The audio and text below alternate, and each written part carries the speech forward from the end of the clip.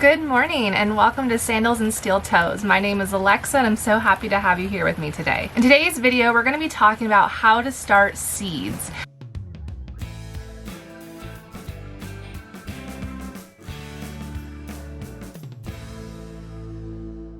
I want to let you know right off the bat that this is not something you want to be intimidated about. You can do it. Starting seeds is actually a pretty simple process, and I'm going to be here to show you and walk you through the steps. So we're filming today in my greenhouse, and I'm located in Northeast Ohio, which is Zone 6A. We're very close to Lake Erie here where I live, and it has been a rough spring so far. It's still very early May, and as you can maybe hear and tell behind me that it's raining outside. This last week has been cold, rainy, in the low 50s, and I am so ready for spring to get here.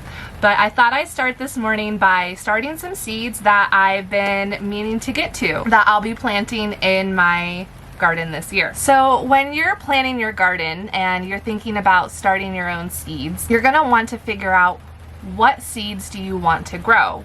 What plants do you want to grow? What food do you want to grow? What flowers do you want to grow? I think you get the point.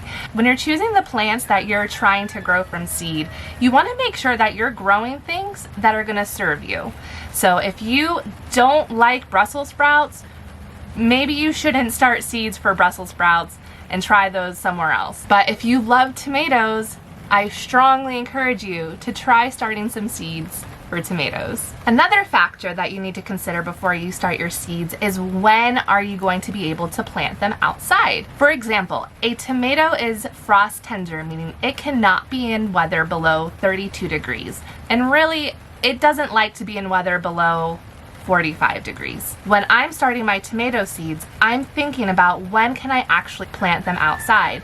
I know it takes about 6 to 8 weeks for those tomato seedlings to be big enough to be transplantable to my garden. So you have to count backwards from what your last frost date is to understand how long do I need to allow this plant to grow in a safe condition, like inside a house or inside a greenhouse where it stays warm, before we can actually put it out in the garden. For me, where I live, we won't plant frost tender seedlings until mid to late May, which means I had to plan 6 to 8 weeks before then to start my seeds.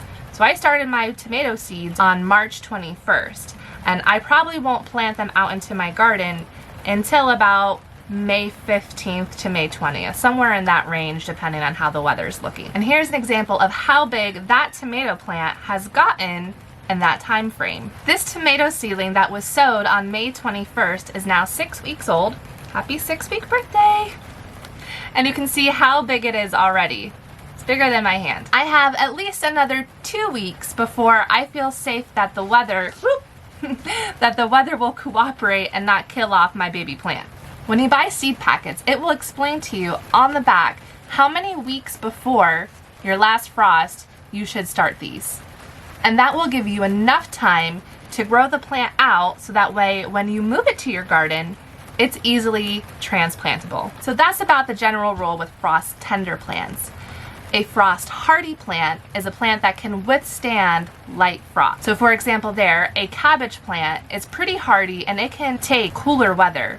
Also carrots and beets and peas, they can all handle light frost. So anywhere between the 30-degree Fahrenheit to 40-degree temperatures, they will do okay. So you can actually get those started even earlier in the year. So for me, I started a lot of my frost hardy seeds in February, and I was able to get a lot of those transplanted out into my garden in early April when the weather was a little bit more on the warmer side, but we were still having cold overnight temperatures that led to frost. Things like lettuce, kale, spinach, Swiss chard, onions, peas, they all like cool weather. So those are things that you can actually get planted in your garden much before your tomatoes and peppers and squashes and those kinds of things go in. Reading the back of your seed packets is going to be very important to help you understand when should I start these seeds to when can I actually put them out in my garden. So those are things that you just want to consider. And then there are also seeds that actually do better if you directly plant them in your garden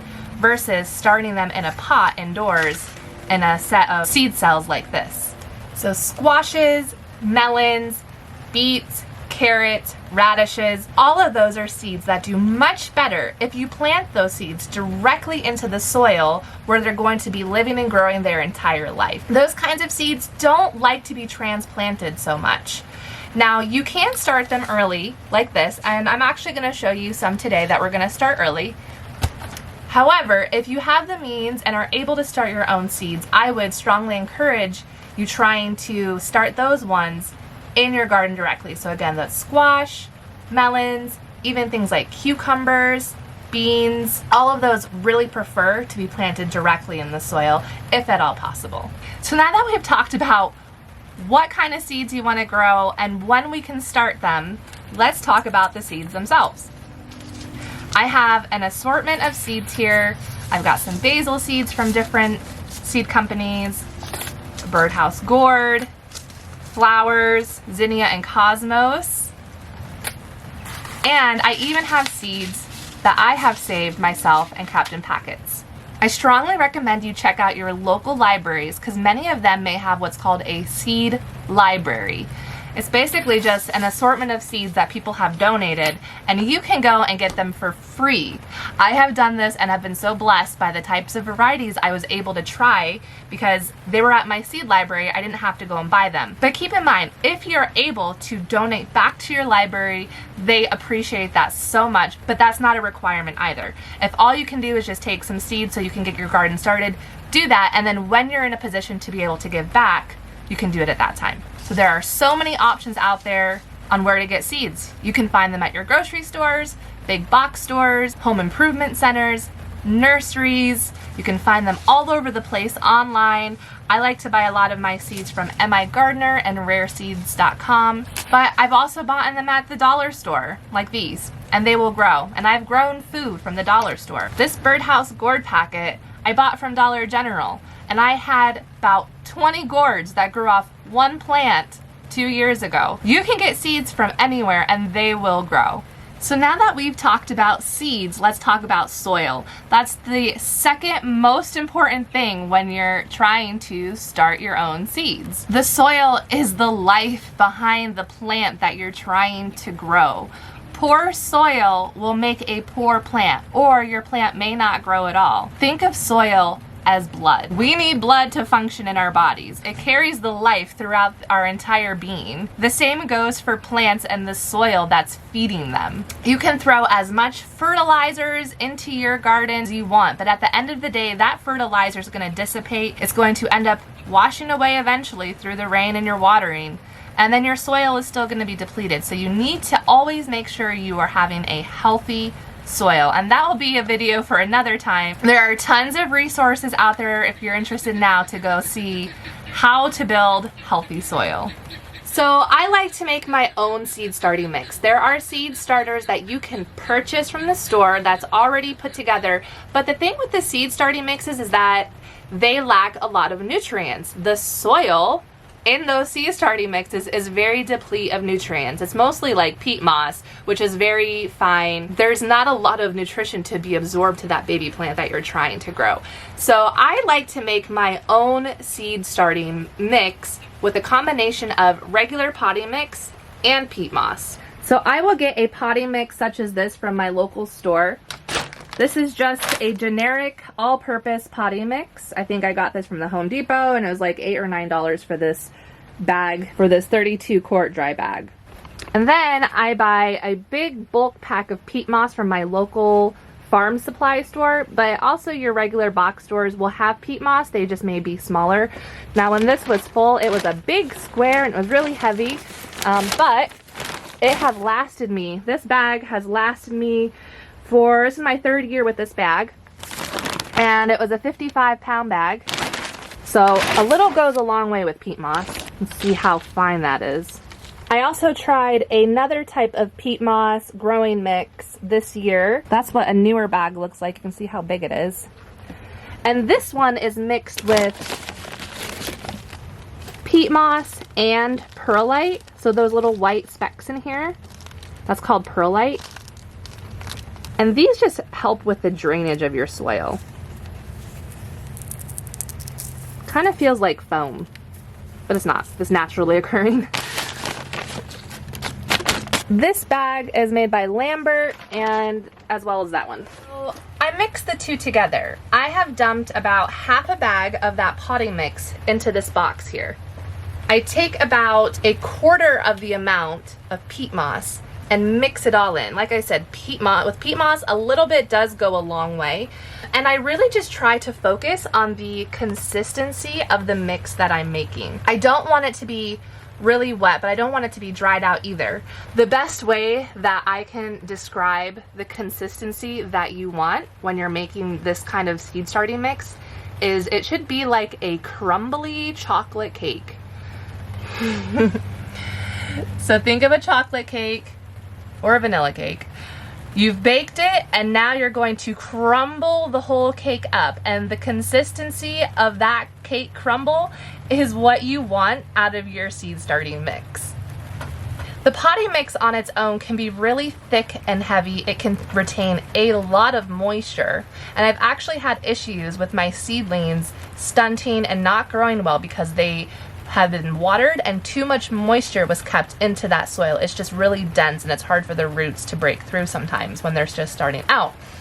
What the peat moss does is, since it's so fine and it's really great at absorbing water, mixing these two things together will provide more nutrients to the plants with the potting mix, and the peat moss will provide more drainage. You can also see I have that perlite in here too, so that actually helps with the drainage as well. So I have a really nice, crumbly, cake consistency mix. And you can see that my hands are not sopping wet.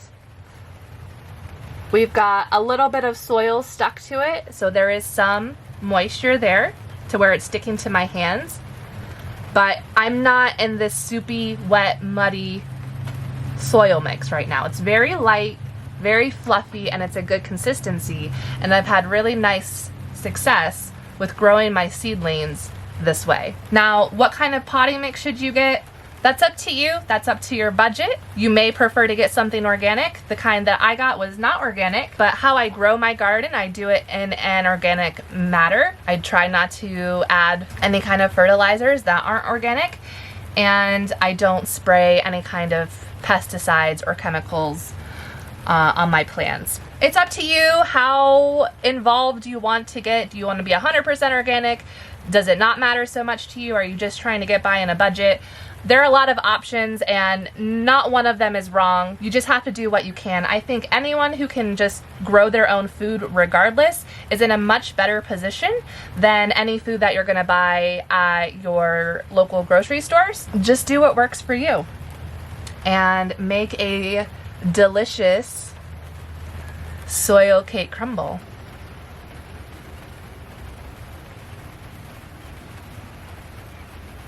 So we have our seeds, we have our soil cake crumble mix, potting mix, and now we can go ahead and get started with actually sowing some seeds. So when I sow seeds, I like to use a variety of containers.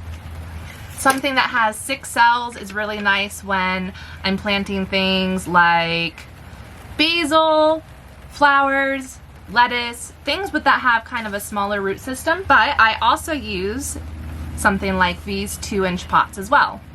And I like to put in here things like tomatoes, peppers, squashes, anything that has maybe a bigger root system. But you can also use something like a Cool Whip container or a solo cup or one of these peat growing cups. These are biodegradable and they will break down in the soil. I have an assortment of Daisy sour cream cups. You could use a yogurt container. You could use a milk jug. I even have a Sprite container in here that I saved to grow something in. So the point I'm trying to get at is that you can grow plants, you can grow seeds in just about anything. It's up to you how resourceful you're looking to be. When I was just getting started, I used a lot of solo cups because that's what I could afford in my budget. Since I've been gardening for a few years, I've been more introduced to different garden supply centers, especially online shopping, to where I can find things like this and like this, which are maybe something that you're more familiar with when you go and buy plants at a store. And for me, I do prefer growing in those. I think overall it looks nicer. They are reusable for a couple seasons depending on how gentle you are with them and, you know, keeping care of the product. And I also find that when I'm storing these, so all my seeds that I start, I put them on a tray of some kind so I can easily move them around as I need to. These kinds of trays that are more consistent in size, I can fit a lot more. But I also use the solo cups and the sour cream cups, because when you get the gardening bug and you start to learn how to grow seeds, and when you realize that, yeah, you can grow seeds, it's not that hard. You're probably gonna run out of cups and pots, and stuff like this will definitely get you by until you're able to get more. So if you're ready, let's go ahead and get started. So I'm gonna start off with sowing some seeds from this sweet basil. I've got my 6-cell pot that I'm going to be using, and I've got my seed starting mix next to me.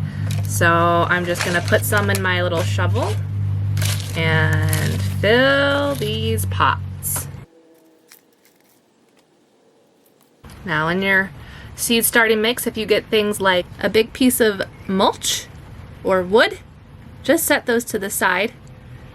Your plants will thank you for not having this big obstruction while their baby roots are trying to grow. Kind of pat everything down. Make sure they're filled in. See, I patted that down and it sunk quite a bit. Maybe just give it a little more to top it off.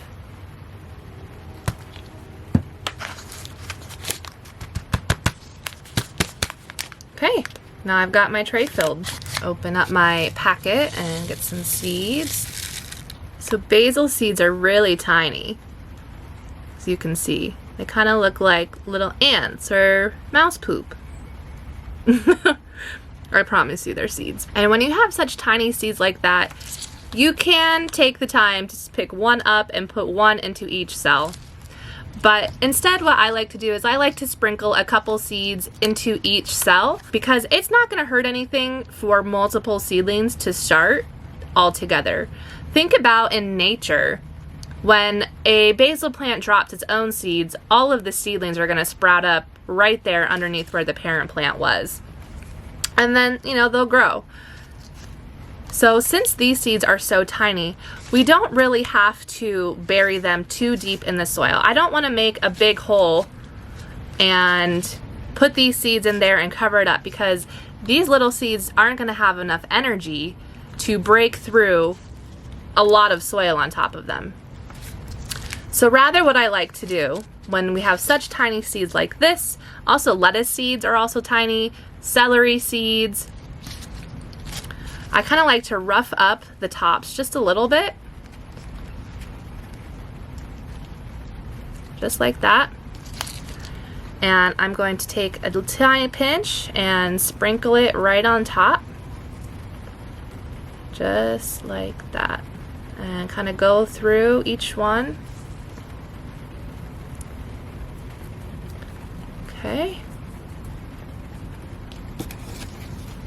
And I'm just going to tap it in. I'm not going to put more soil on top. I'm not going to push them down deep. I'm just going to gently tap that soil back down that I disturbed.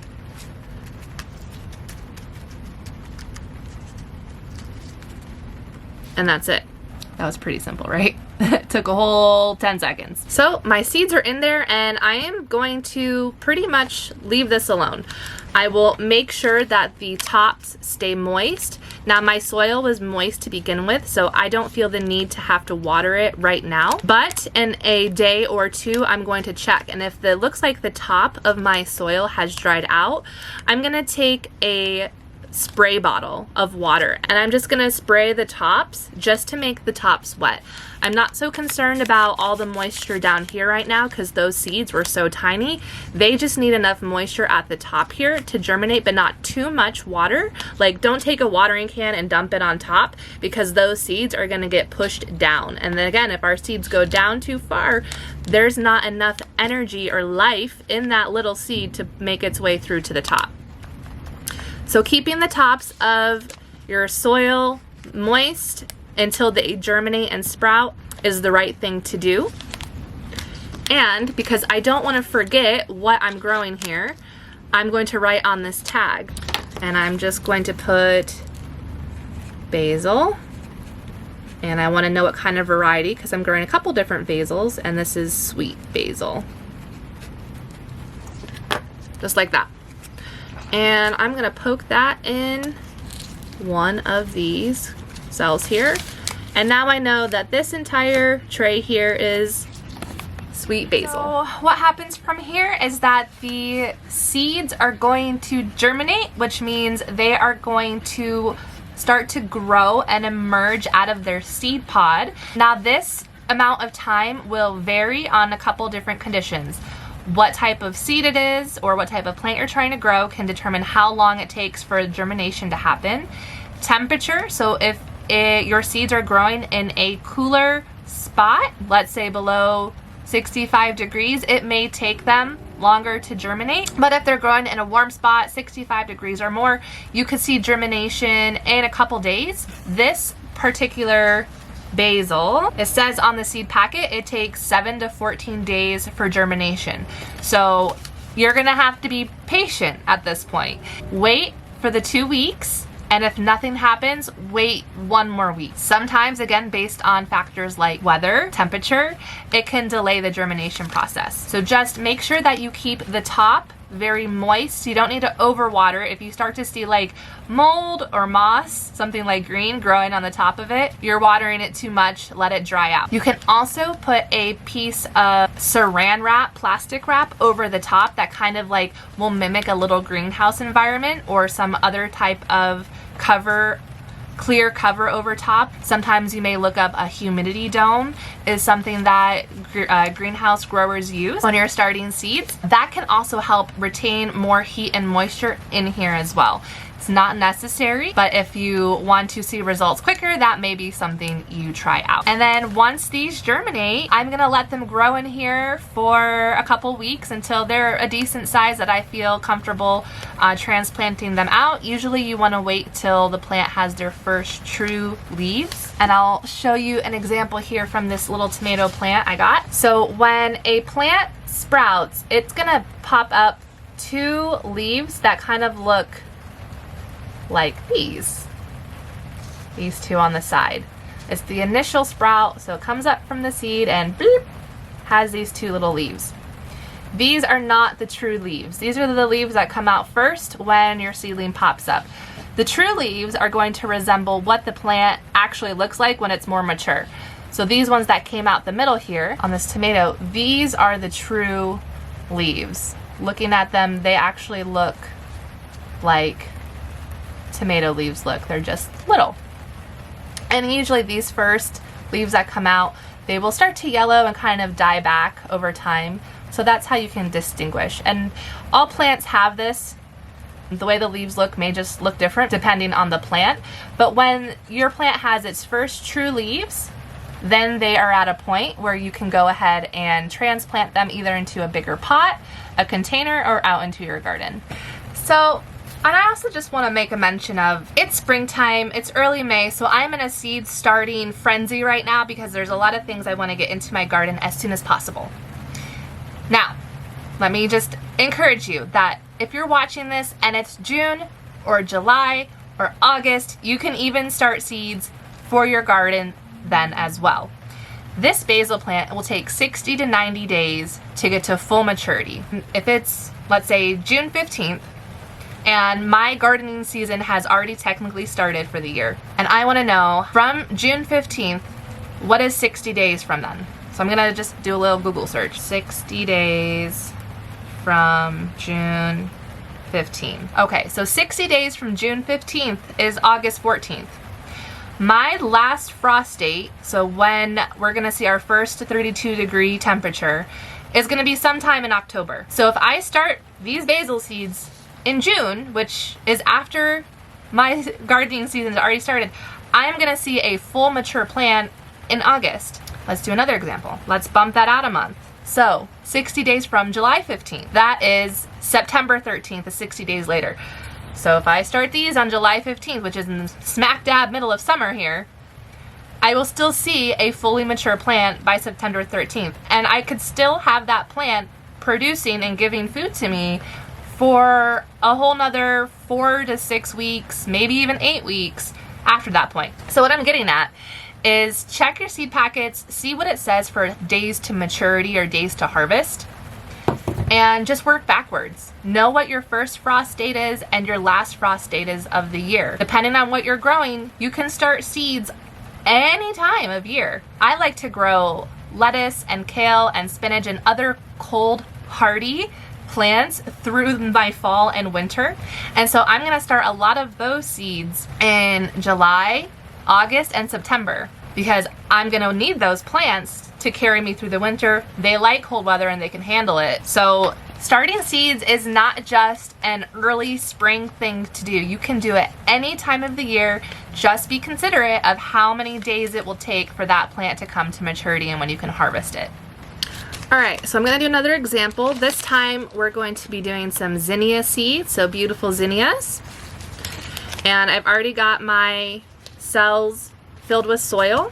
The zinnia seeds are bigger than the basil seeds by quite a bit. You can see that.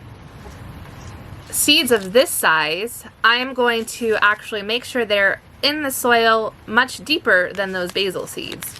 So if you were to take the seed itself, I'm gonna bury this seed into my soil, double its size. So if I take my seed and it's like the same size as my fingernail.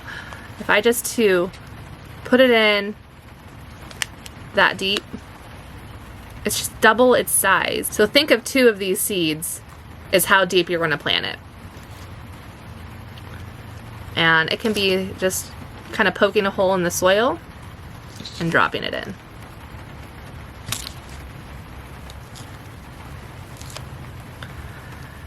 And don't measure this. Like, you don't need to get out your ruler and measure it and make sure it's perfect.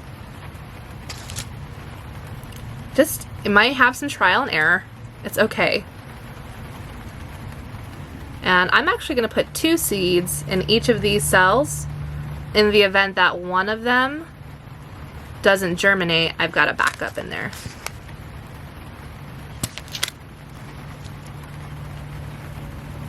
So just making a very light little hole, just pushing it down with my finger.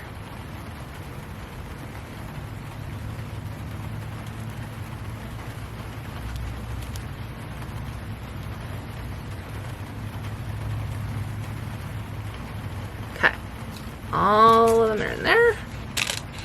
So now I have my seeds in here, but we're not gonna leave it like this. What I like to do is, since I kind of made that indent with my finger, I'm just gonna brush the soil back on top and pat it down. You could also take a handful of soil from your potting mix box and sprinkle it on top as well, like this. And then you're just gonna kind of pat it down a little bit to hold everything in place. Get my tag, zinnia, and pop it in. And we're done. And I have the same recommendation with the zinnia seeds, is that you're gonna wanna keep it moist on top. And these seeds will take, let's see what our seed packet says, 6 to 10 days to germinate. And they recommend that you start these seeds 4 weeks before your outdoor planting time. I'm about 2 weeks before my outdoor planting time, which is fine. Like I said, I can sow and start zinnia seeds any time of the year, just as long as I'm giving them enough days to actually fully mature and blossom before the cold frost comes and kills them. Okay, so I'm gonna do one more example for today's video, and I'm going to do a bigger seed. Now this is going to be a birdhouse gourd seed. This is something that I would prefer to actually just start in my garden. Things like gourds and squashes and melons, they actually do prefer their seeds sowed into the spot that they're going to be for their entire lifespan. They're not fans of being transplanted. However, they can tolerate it. I've just seen that plants grow a little bit better when they're actually sowed directly in the soil.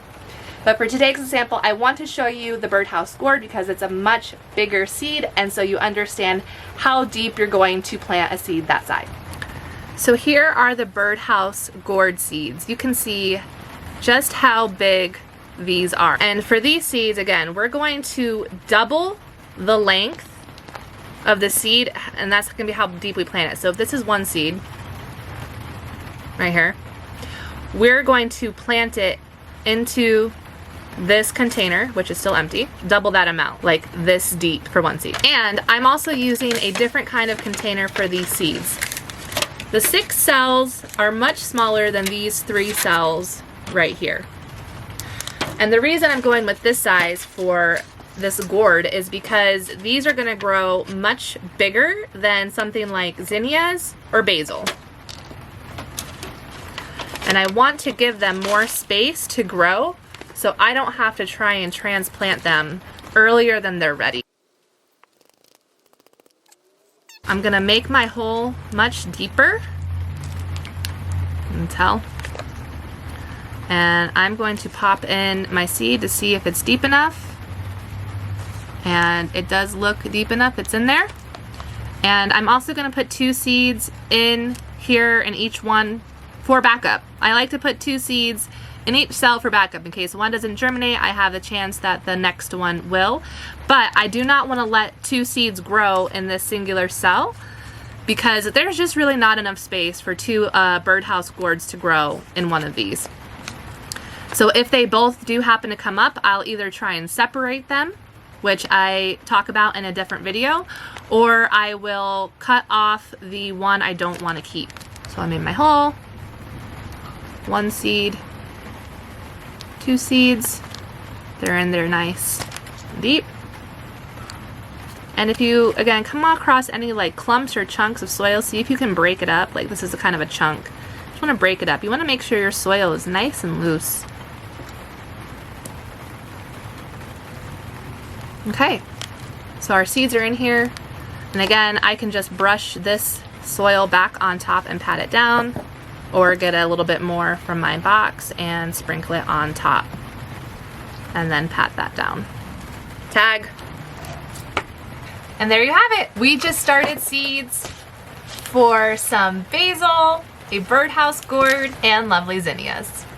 Starting your own seeds is super cost effective, and it is a great way to get yourself set up to grow your own food. And always know that if you start your seeds and something happens and it doesn't work out the way that you planned, there's always backups. You can still always buy your seedlings from local gardeners, local farmers, farmers markets, garden nurseries, and a lot of your big box stores also have seedlings. But go ahead, try it out, get some seeds, share some seeds with your friends. If you're watching this video and you have started seeds before, have a friend come over, do a little seed starting party, and have a great time and just talk about it and share your knowledge with one another. Growing your own food from seed does not have to be a scary thing. You can do it. Be ready to learn something new. Be ready to fail. You may make a mistake. You may plant that seed too deep and it won't germinate. But you know what? It's okay, because if that happens, you're gonna get out your supplies and you're gonna try again. And you will find success.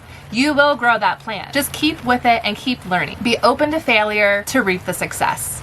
When your seedlings have grown up and maybe you have multiple seedlings all in one cell, like maybe I planted 20 tomato seeds in one cell like this. I've done that. And you want to keep all of those seedlings. You don't want to give them up. I have a video explaining how to gently separate your seedlings and transplant them up into bigger pots.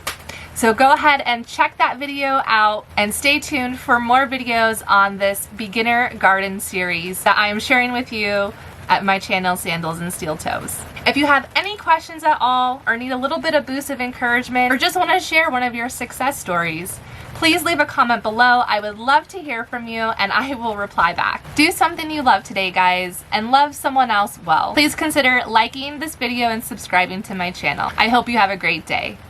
Bye.